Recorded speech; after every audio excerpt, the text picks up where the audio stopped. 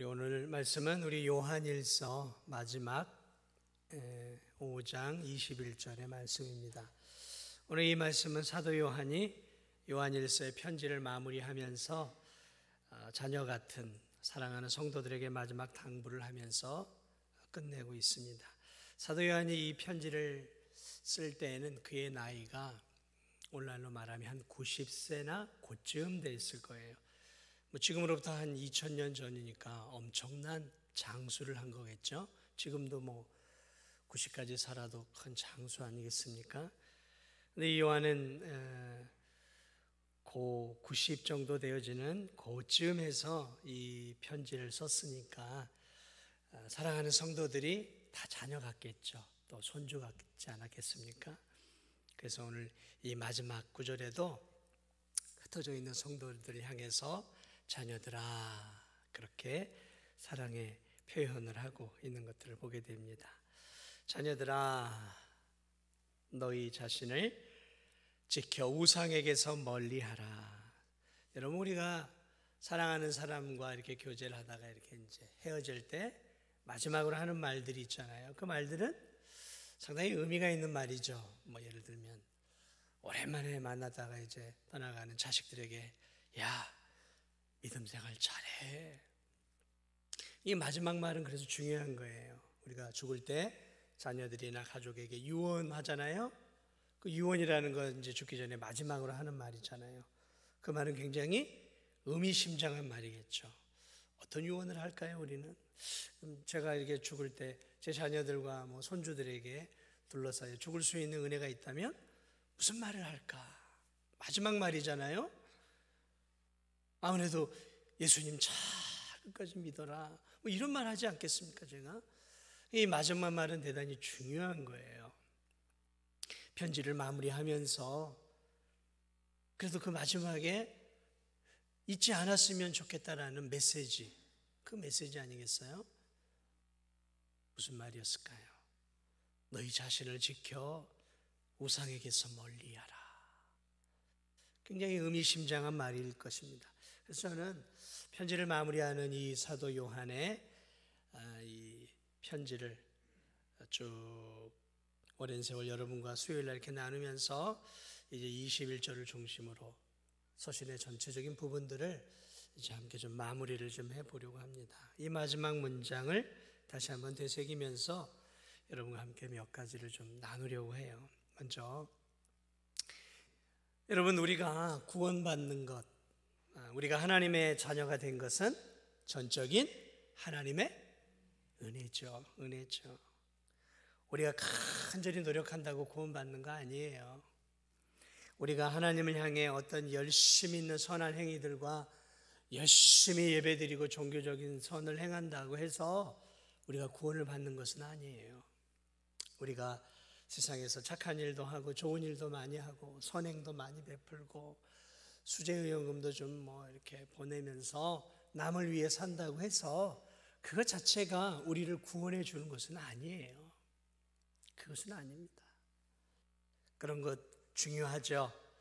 그러나 우리가 죄 용서를 받고 하나님의 자녀가 되는 것은 내 어떤 행위가 아니라 나 같은 죄인을 위해서 예수 그리스도께서 십자가에 죽으시고 내 죄를 다 용서해 주셨다는 그 무한한 보혈의 공로를 믿을 때 그 보혈의 공로만이 내 죄가 용서될 수 있다는 믿음으로 예수 그리스도를 붙잡는 믿음을 가질 때 그때 비로소 우리가 구원을 얻고 하나님의 자녀가 되는 것이잖아요. 그리고 그 믿음을 가지고 이제 우리가 선을 행하고 그 믿음으로 우리가 예배를 드리고 그 믿음으로 우리가 전도도 하고 선교도 하고 구제도 하고 그 믿음으로 우리가 사랑하며 사는 것이죠. 이 믿음, 구원의 믿음, 저와 여러분이 구원받은 것은 절대적인 하나님의 은혜죠. 은혜. 이 요한 사도는 그것을 강조했어요. 하나님의 은혜로 사랑하는 성도들아, 너희가 구원을 받았지 않았느냐. 그러면서 이 요한 사도가 그 하나님의 구원의 은혜를 강조하면서 또 강조해 주는 것이 있어요. 그것이 무엇이냐면 예수 그리스도를 구주로 믿었다고 해서 믿음이 크게 자라는 게 아니라는 거예요. 예수님을 믿는 그 순간에 우리가 구원의 은혜를 받았지만 믿음이라는 것이 예수님을 믿는 그 순간에 성숙한 믿음이 되는 게 아니다라는 거예요. 아니다라는 거예요. 예수님을 믿으면 하나님의 자녀로서 이제 태어나는 갓난아기가 된다라는 거예요. 갓난아기. 여러분, 한 아이가 응애하고 태어날 때 어른으로 태어나는 거 보셨어요? 아니죠. 주먹만한 피덩이에요. 주먹만한 피덩이. 이 주먹만한 피덩이가 엄마의 젖을 빨아먹고 그리고 분유를 먹고 밥을 먹고 이유식을 먹으면서 사람다워지고 그러면서 점점 자라서 이렇게 사람답게 살아가는 이러한 모습이 되어지는 거잖아요. 저와 여러분이 그런 과정을 다 겪었잖아요. 비록 갓난아기 때의 모습을 우리가 기억할 수는 없지만 자라나는 자녀들과 손주들을 바라보면서 나도 엄마의 품에서 저런 과정을 겪었겠구나라는 것들을 우리가 알 수 있어요. 마찬가지예요. 믿음도 마찬가지입니다. 우리가 예수님을 믿을 때 그 믿는 그 순간에 성숙한 믿음, 장성한 분량의 믿음이 아니에요. 갓 태어난 어린 아기와 같은 믿음으로 우리가 태어난다라는 것이죠. 그러니까 우리가 예수님을 믿으면 영적으로 대단히 이제 미숙한 신앙인이 되어지는 것이죠. 그리고 이제 갓난아기가 이유식과 엄마의 젖을 통해서 자라가는 것처럼 사랑하는 성도들 또한 그런 과정을 통해서 서서히 믿음이 자라간다라는 것이죠. 평생을 신앙생활 하면서 우리는 어른의 신앙으로 자라가야 하는 것이죠. 여러분, 우리 가운데는 사도 바울처럼 뜨겁게 주님을 만난 사람도 있어요. 기적같이 정말 환상을 통해서 하나님을 보고 하나님이 어떤 은혜를 주셔서 예수님을 만난 사람도 있어요. 사도 바울 같은 그러한 부류의 그러한 성도들이 우리 주변에도 있어요.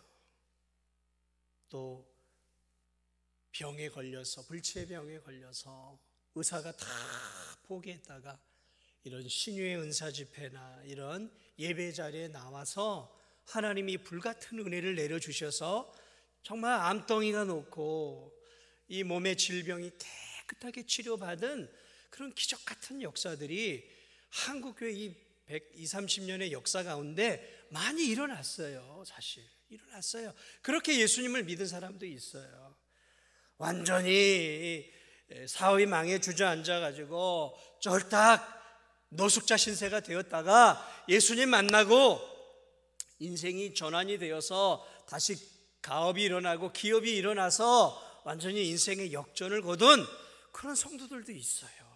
그러나 여러분, 그러한 과정을 겪었다 해서 그렇게 예수님을 믿었다 해서 이 사람이 성숙한 신앙이냐? 그건 아니에요. 똑같이 어린아기의 신앙으로 태어나는 거예요. 어린아기의 신앙. 우리가 착각을 하면 안 돼요. 불같은 하나님의 은혜를 경험했다고 믿음이 막 한순간에 성장하는 그런 거 아니에요. 서서히 믿음이란 대단히 서서히 자라는 거예요. 아주 더뎌요. 더디단 말이죠. 세상 사람들이 종종 왜 교인들은 저렇게 미성숙하고 저렇게 비도덕적에 비난을 해요. 일리 있어요. 그러나 우리도 할 말은 있어요.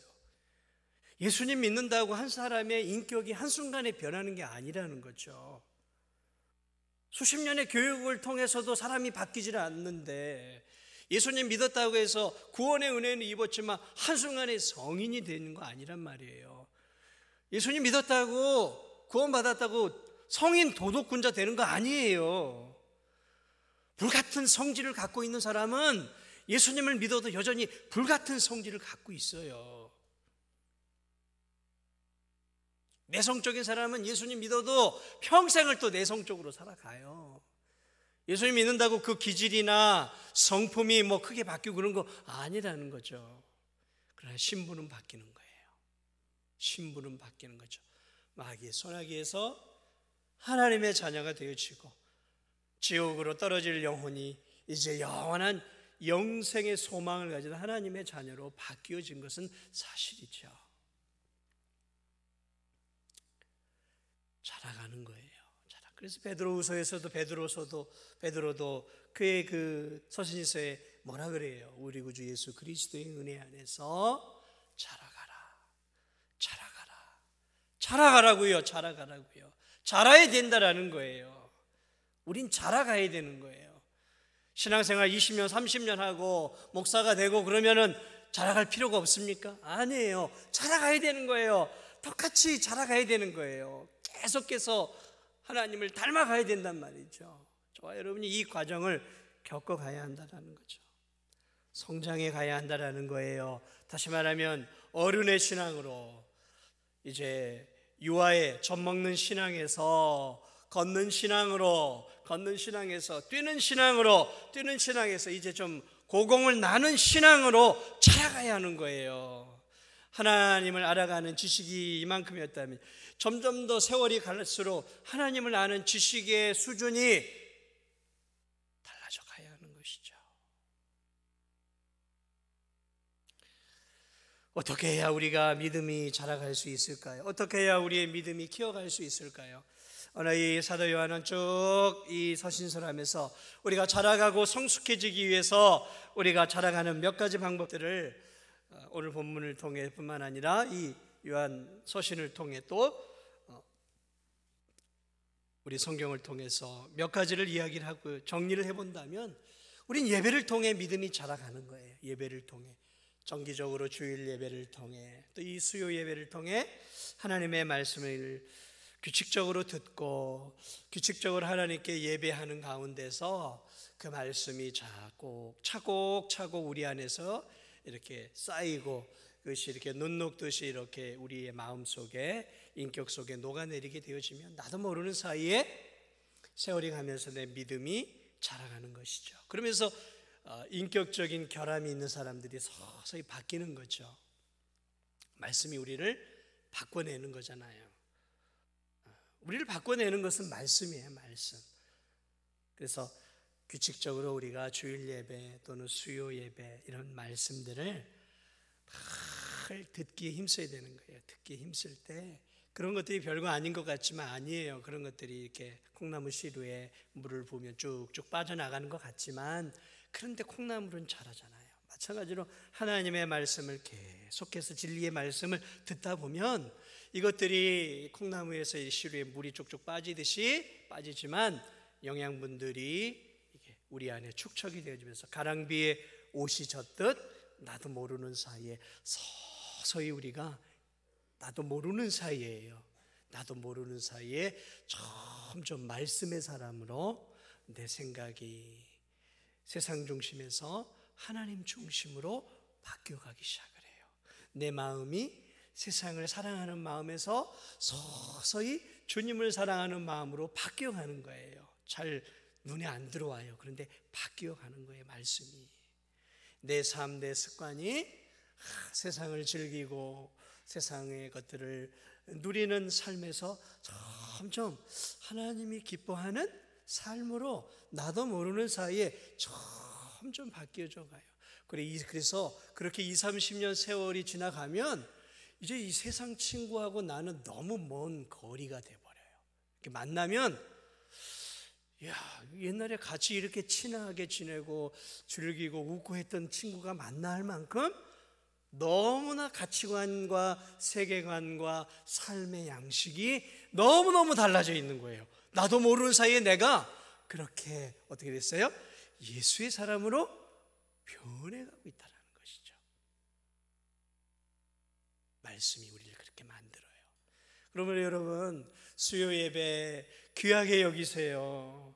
주일 예배 귀하게 여기세요. 한 번의 말씀을 허투루 들어서 가볍게 여기지 마세요.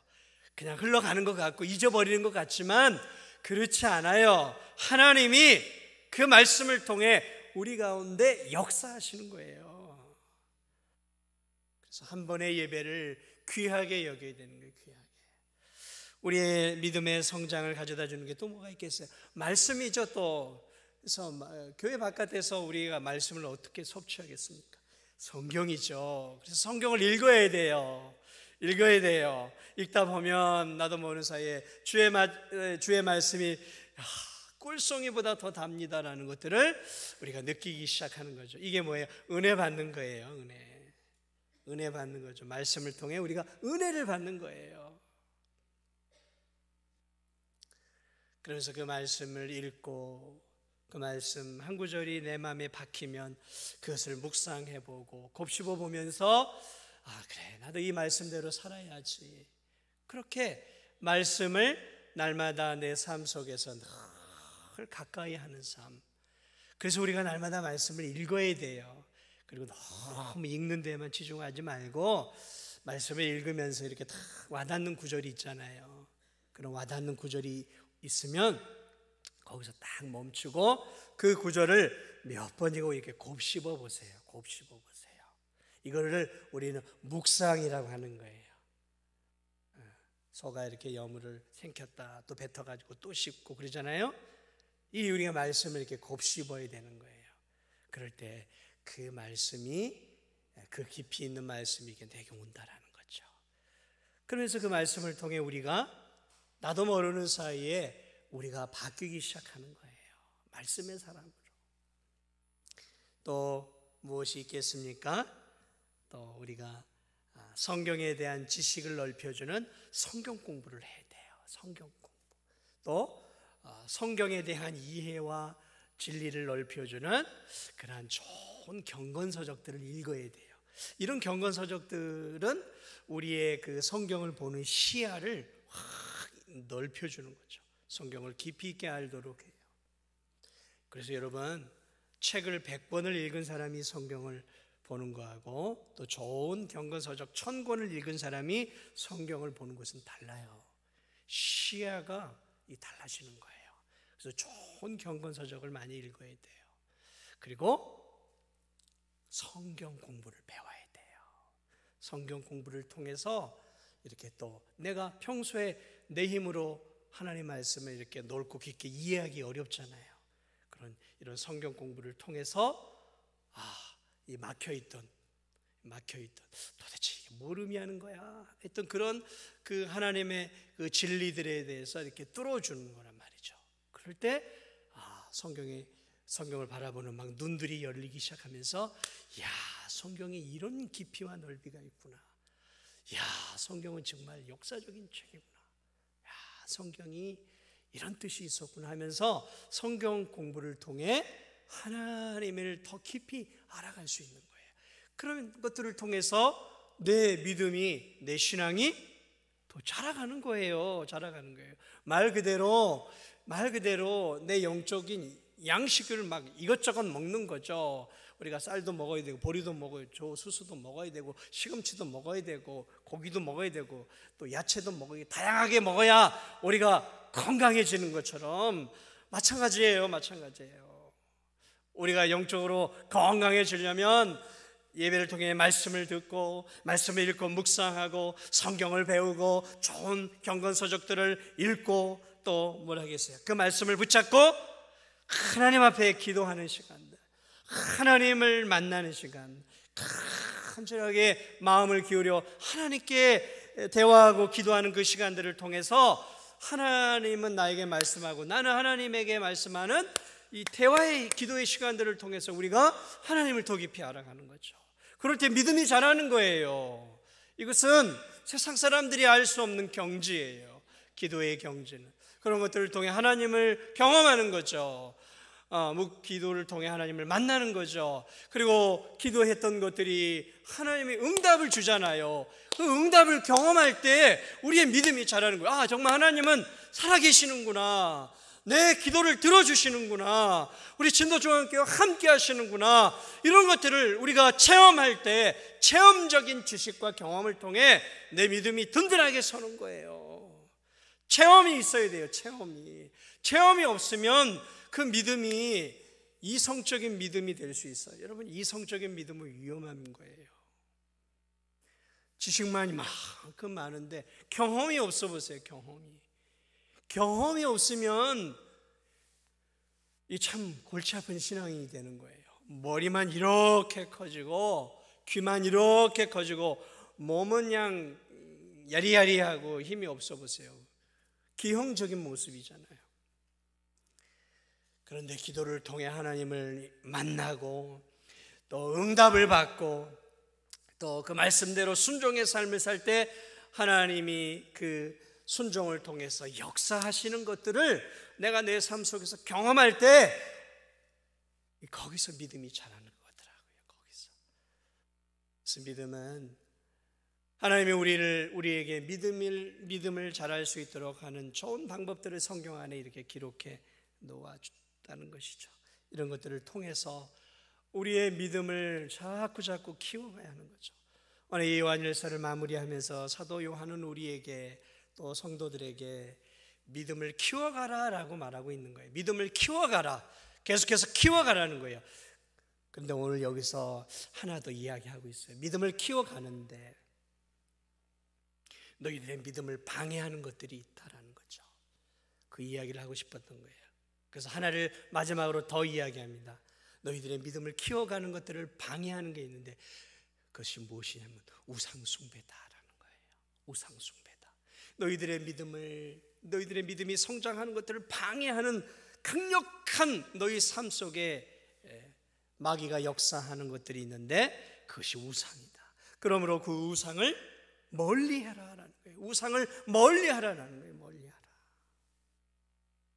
여러분, 우상이 뭘까요? 우리 보통 우상하게 되어지면 나무나 돌 또는 뭐 이렇게 철을 깎아 놓은 그러한 형상을 말하죠. 맞아요. 이게 1차적인 우상입니다. 그래서 구약 시대에도 이스라엘 백성들이 그 이집트의 그 태양신을 상징하는 그 송아지 형상을 이렇게 만들어서 이게 우리를 건져내신 하나님이다라고 이스라엘 백성들이 모세가 시내산에 올라가 율법을 받고 있을 때 금들을 뽑아가지고 금을 가지고 송아지를 만들어 놓고 이게 우리를 애굽에서 건져내는 하나님이다 하고 막 춤을 추고 막 이렇게 난리 구슬하잖아요. 이 사람은 늘 보이는 것을 원해요. 그래서 보여지는 형상을 만들기를 좋아해요. 그게 다 형상을 만들지 않습니까? 형상을 만들어요. 그러나 여러분, 형상에 무슨 호흡이 있고 거기에 무슨 생명이 있습니까? 다 인간이 만들어 놓은 거잖아요. 인간이 나무를 베어가지고 깎아 만들고 인간이 돌을 캐가지고 깎아 만든 거 아닙니까? 다 우상이죠. 저와 여러분은 뭐 이런 우상은 숭배하고 있지 않아요. 그러나 오늘 성경에서 말하고 있는 우상은 눈에 보이는 그런 우상만을 이야기하는 것은 아니에요. 우상이라는 것은 좀 더 넓은 의미의 뜻들이 많이 있어요. 이런 우상은 교회를 다니면서 이 신앙의 눈을 다른 데로 돌리는 것도 우상 숭배의 일종에 있습니다. 예를 들면 이런 것들이죠. 예수님을 믿지 않고 오랜 세월 그런 이런 이 진도 땅에 그런 어떤 이 진도 땅에도 이 샤머니즘이 있잖아요. 또 그런 어떤 보이지 않는 나무나 돌이나 바다, 용왕이라든지 뭐 그런 것들 이렇게 우리 주변에 이렇게 미신적인 것들이 이 진도 안에도 가득하단 말이죠. 그런 가운데서 예수님을 만나고 예수님을 믿었어요. 믿었지만 여전히 나는 30년, 40년, 50년 동안 우상적인 미신적인 삶에 쩌들려 있단 말이죠. 그러다 보니까 나도 모르는 사이에 어떻게 합니까? 새해가 되면 복조리를 사다가 집에 이렇게 매달아 놓기도 하고 복 들어오라고.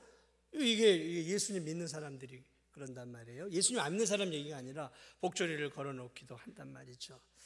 그리고 주일날 예배도 드리고 또 봉사도 열심히 하는데 평일에는 저 타로 같은 거 우리 진도에도 있죠. 카드로 점을 치는, 그래서 운세를 보는 그런 것들.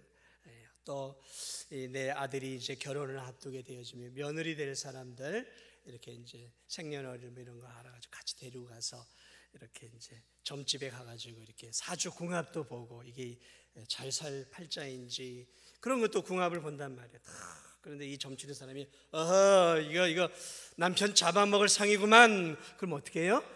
아유, 딱 끊어버리고 예수님 믿어도 안 돼. 우리 아들 잡아먹을 상이다잖아. 그리고 또 다른 사람을 찾기도 하고. 예수님 믿는 사람 얘기하는 거예요, 제가. 예수님이 이사를 갈 때는 또 이렇게 가서 이렇게 손 없는 날을 찾아가지고, 손 없는 날이 뭐예요?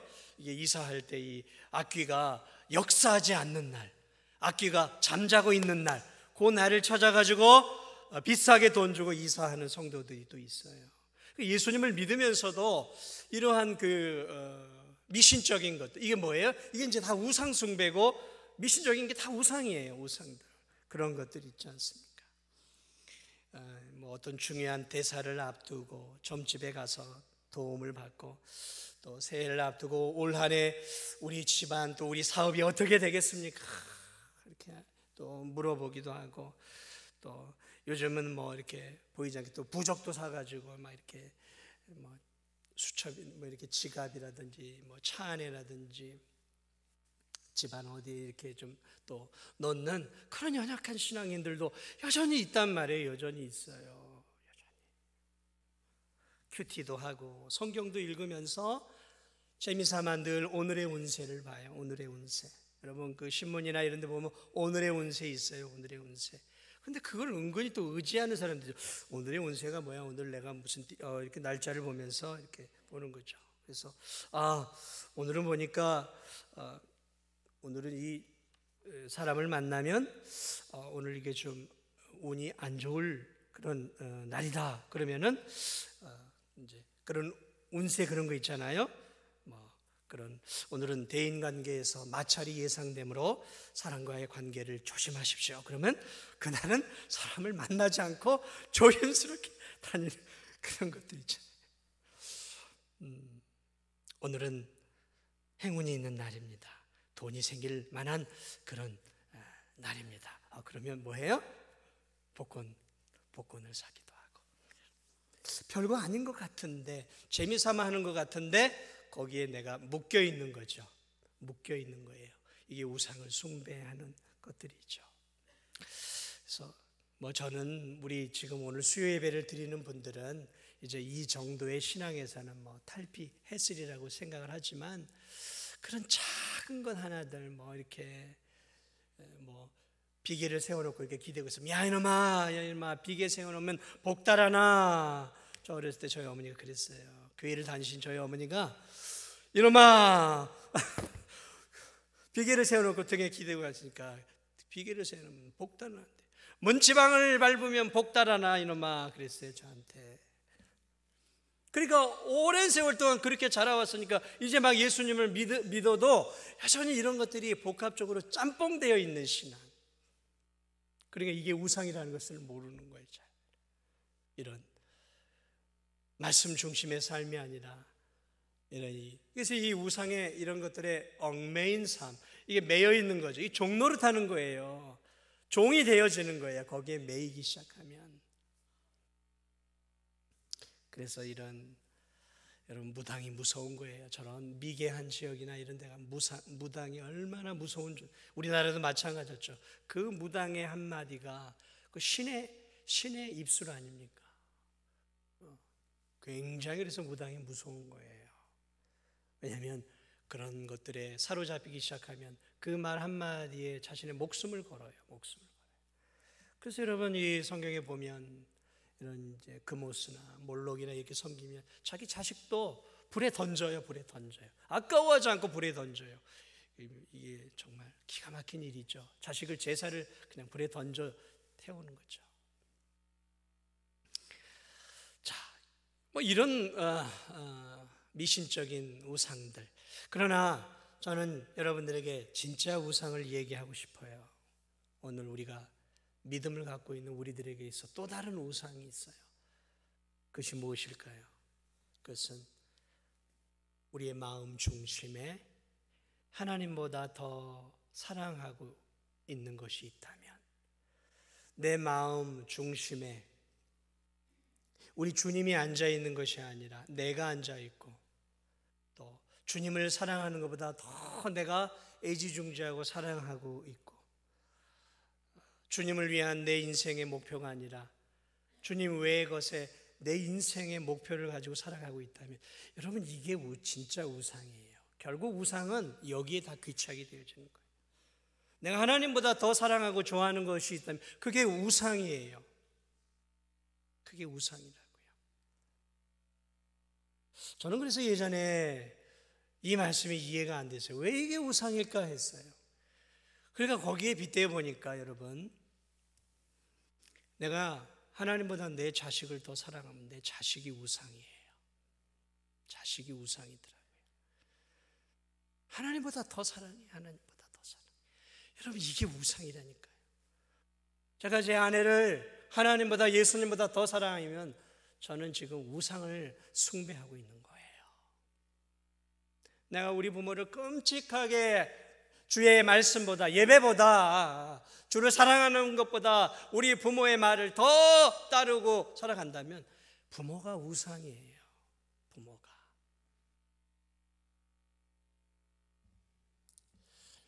그러니까 우리가 우상이 무엇인지를 분명히 알아야 돼요. 그러니까 오늘 이 사도 요한이 말하고 있는 부분이 그런 부분이에요. 너희 자신을 지켜 우상에게서 멀려 하나님보다 더 사랑하는 것들을 붙잡고 살아가면 필연적으로 너희의 믿음은 떨어질 수밖에 없다라는 거죠. 내가 애지중지하고 내 마음을 삶 속에서 쏟고 있는 것들, 하나님보다 내가 더 마음을 기울이고 있는 것들, 이게 우상이다. 그러니까 내 자식도 우상이 될 수 있다는 거죠. 저는 이 이야기를 듣고 예전에 좀 충격을 받았어요. 야, 정말 내가 내 자식이 우상이 될 수 있겠구나. 그러니까 우리의 삶 속에 있는 것들, 핸드폰을 붙잡고 살잖아요. 요즘 아이들, 청소년, 청년들. 이게 우상이에요. 지금 하나님보다 더 사랑해요.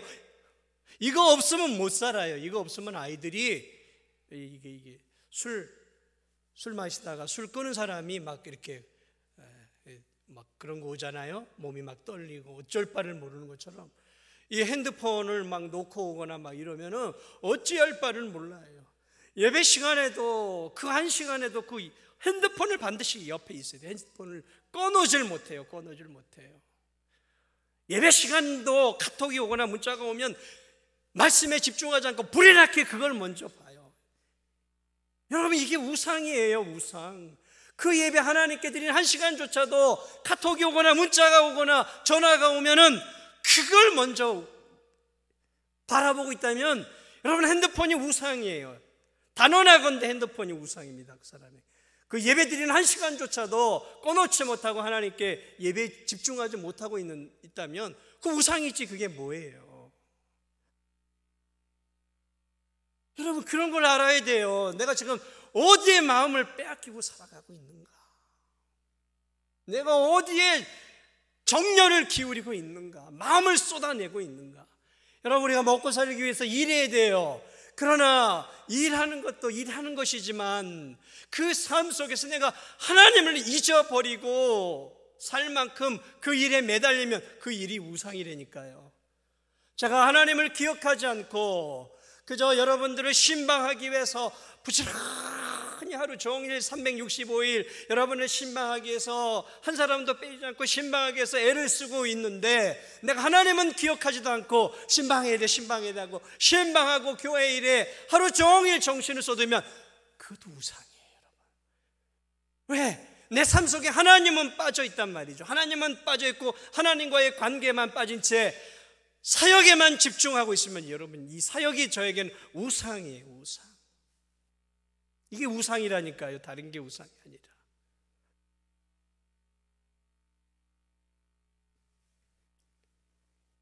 그러므로 여러분, 우리가 우리 자신을 봐야 돼요. 내가 뭘 정말 사랑하고 애지중지하고 관심을 기울이고 있는가?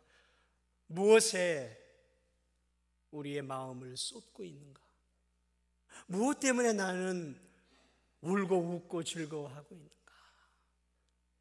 무엇이 내 인생을 춤추게 하고 즐겁게 하고 있는가? 여러분의 삶 속에서 무엇이 여러분을 울고 웃게 하고 여러분을 춤추게 하고 여러분을 살맛나게 합니까? 오늘 이 하루, 이 일주일을 살맛나게, 인생의 의미를 느끼게 해주는 게 뭐예요? 일입니까? 취미입니까? 배우는 것입니까? 그렇다면 우리가 다시 한번 생각해요. 사역입니까? 아니에요. 사역도 아니에요. 저를 춤추게 하는 것은 사역이 아니에요. 사역이 아니에요. 사역은 당연히 해야 되는 것이에요. 그게 우상이라고요. 나는 우상하고 상관이 없다고요? 그렇게 생각하는 사람은 아직 하나님의 말씀을 잘 이해를 못하는 거예요. 내가 사실은 상당히 우상적인 것들을 가지고 있다라는 것들을 고백하고 하나님 앞에 날마다 엎드려 기도하면서 하나님보다 더 사랑하는 것이 없도록 우리가 몸부림쳐야 하는 게 사실 이게 정상적인 모습이라는 것이죠. 한번 따지고 보세요. 가만히 보세요. 내가 더 사랑하는 것들이 다 무엇과 관계되어 있는가? 다 나하고 관계가 있는 거예요. 내 자식, 내 아내, 내 부모, 내 차, 내 아파트, 내 땅, 내 지위, 내 직위 다 무엇과 연결되어 있어요? 나하고 연결되어 있어요. 그러니까 사실은 우상은 뭘까요? 하나님보다 나를 더 사랑하는 게 진짜 우상이에요. 다 나하고 연결되어 있어요. 나하고. 그래서요, 하나님이 내 뜻대로 안 해주면 내가 이런 하나님 뭐하러 믿어? 하나님도 나를 위해 존재하는 거예요. 왜? 나를 위해서 행복하게 내 만족과 기쁨을 주지 못하면 하나님도 필요 없는 거예요. 왜 사람들이 실족하고 교회를 떠납니까? 하나님이 내가 원하는 내 인생대로 응답을 주지 않고 내 삶을 내가 원하는 대로 행복하게 만들어 주지 않으니까 그 하나님은 필요 없다라는 거 아닙니까?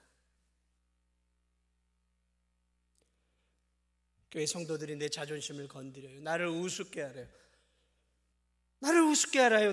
내 자존심을 건드려요. 무시합니다. 그 사람을 무시해버려요. 왜? 감히 나를 건드려? 내 자존심을 건드려? 감히 상종을 안 해버려요. 이게 뭐예요? 내가 우상이에요. 내가 목사가 나를 섭섭하게 했어? 마음속에 감히 목사가 나를 섭섭하게 했어? 목사도 자기를 위해 존재하는 거예요. 나를 서운하게 하고 나를 섭섭하게 하고 그러는 목사도 별로 의미가 없는 거예요.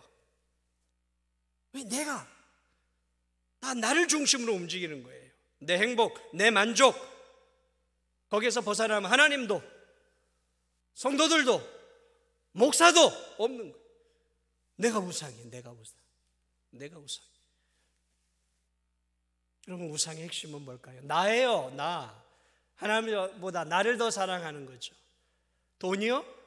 나를 위해 존재하니까 내가 돈을 사랑하는 거죠. 권력이요? 나를 높은 자리로 올라가게 해주니까 내가 사랑하는 거죠. 명예요? 나를 다 높여주는 거 아닙니까?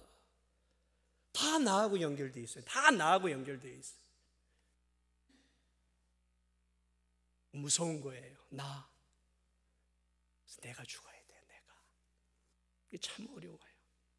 저도 죽었다 하면서도 벌떡벌떡 내 자아가 살아날 때가 있어요. 내 자아. 내가 살아나는 거예요. 내가 살아나는 거죠. 내가 살아난다는 건 뭐냐면 우상이 살아난다는 거예요. 우상이 살아난다는 거예요. 결국 다 나예요. 아담과 하와가 왜 하나님께 그런 죄를 짓습니까? 자기잖아요. 자기를 하나님처럼 높이고자. 인류의 죄악은 다 나로부터 출발해요. 나의 행복, 내 만족.